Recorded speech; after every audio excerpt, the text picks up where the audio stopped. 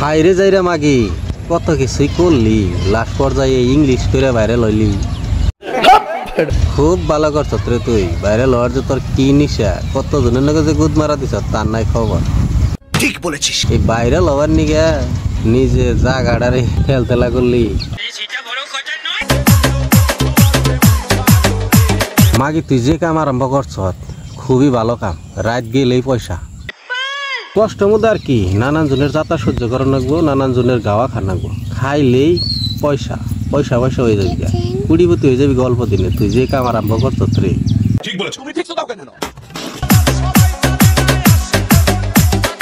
অল্প বয়সে তুই যে কাম আরম্ভ করছ, তুই সাবার লোক হইতে হইতে তো মানছে তোর জায়গা একবারে সাগর বানিয়ে হেল দিব।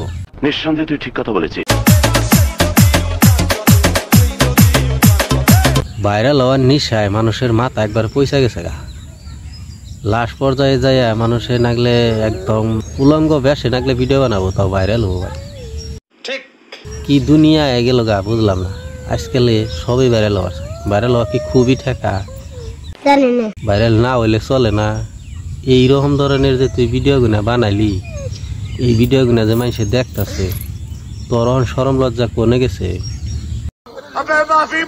তোরে তো সবাই খালি ইউজ করে নিয়ে চেষ্টাই করবো, কেউ আর তোরে আপন করে নিব না।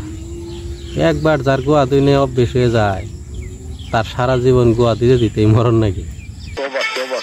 বিয়ার আগে যে কাম আরম্ভ করে দিস, বিয়ার পরে জানি তুই আরো গ্রামবাসী সবেরই মন জুগিয়ে রাখবি, সবের কাছে গোয়া দিবি।